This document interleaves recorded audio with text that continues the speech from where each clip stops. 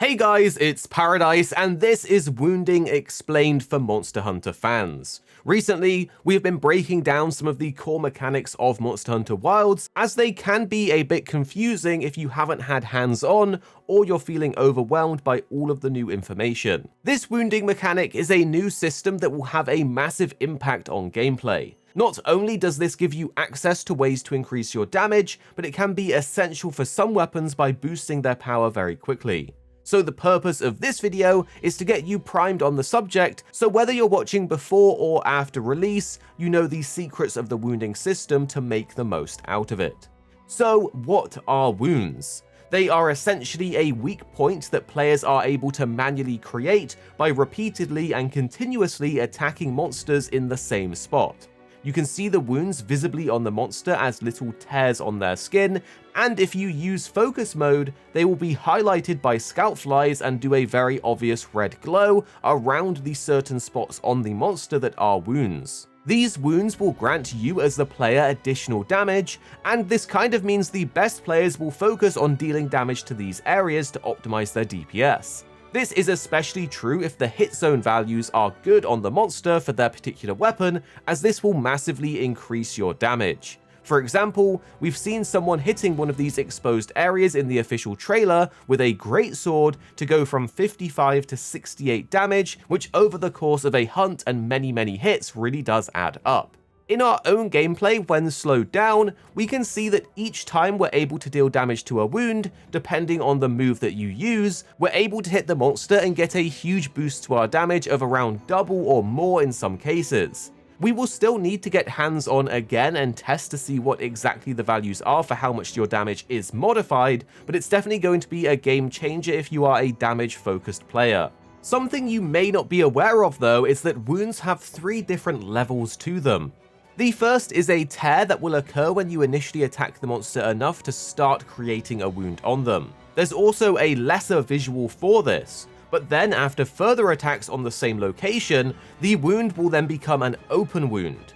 We don't know the exact differences between an open wound and a tear at the moment, but this is the conclusion that we have come to by going frame by frame through our own footage. The tears on the skin of the monster will not grant you extra damage, but it is an indication that an open wound is about to appear with a few more attacks. The open wound is the actual wound that you want and will allow you to get the extra damage and land your focus strikes. After this, you then have scars. And there's even something that we wanted to highlight after doing more research into these wounds based on different people's experiences from the Gamescom demo, but this is something we weren't able to confirm ourselves yet. Some people were experiencing that after a wound was destroyed and a scar is left, that they were still gaining additional damage. However, from our own gameplay, it doesn't look like it does this, but it's still interesting to know. A post on Reddit from Nakuzechi details his playtime in the demo, and he has stated the following. He says, unlike in Monster Hunter World, the scar doesn't remove over time.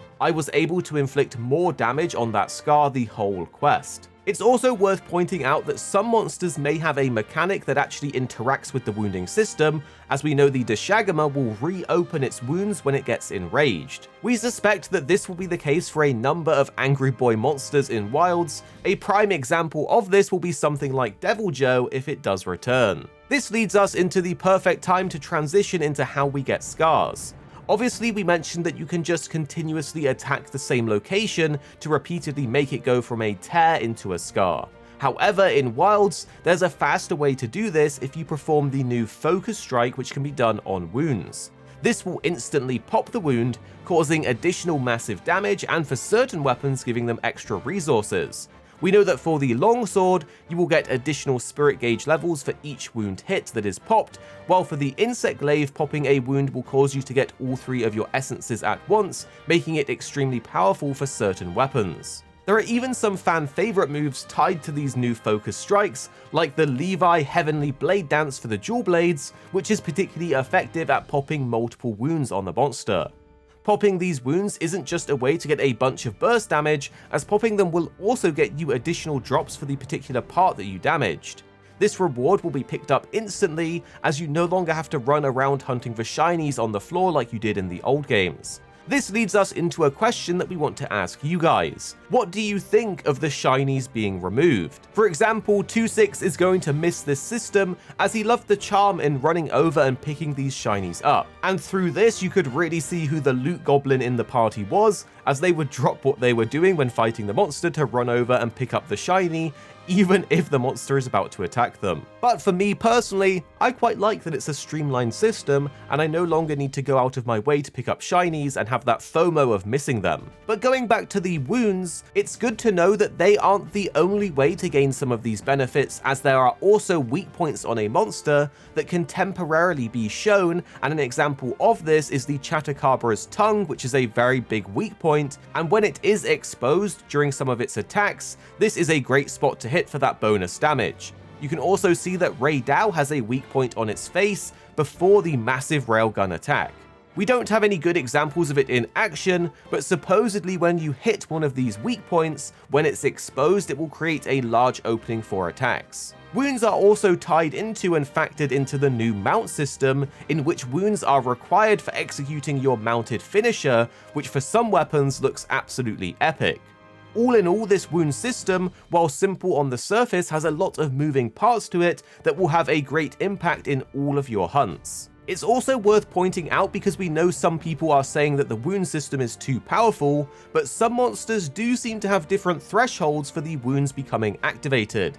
In our personal experience, the wounding on Raidao took much longer and was much harder than just wounding a Deshagma. So Capcom have no doubt balanced it in such a way that harder monsters are much harder to create wounds, so you might need to go for their weak points to get these benefits instead. Something that we aren't 100% certain on is how wounds actually work in multiplayer. We heard they are meant to be shared and synced between players, but during our play sessions, they didn't always match up one-to-one between each player within the hunt. This, however, could have been a desync issue. The wounding system overall is very similar to the tenderizing system that we had in Monster Hunter World Iceborne, but now it is much more organic to the actual fight, rather than having to go out of your way with a clutch claw to weaken an area of the monster. It's kind of like a combination of Iceborne's clutch claw system and Rise's curio system. So it's going to be very interesting to see what the winning tactic for wounding will be. Do you just leave a wound open for the bonus damage as you repeatedly attack it, and then try to time a focus strike before the wound scars over, or do you just immediately go for a focus strike and claim those benefits with the additional damage, the bonus drops, and extra resources depending on your weapon? The last thing to point out is that we've also learnt from an interview that there is a wound destruction bonus that gives the player increased damage when destroying a number of wounds in quick succession. So there really will be a number of different tactics and methods for taking advantage of these wounds. So let us know what you think about the wounding system down below, and make sure you're subscribed so you don't miss out on more videos on Monster Hunter and your favorite games coming very, very soon.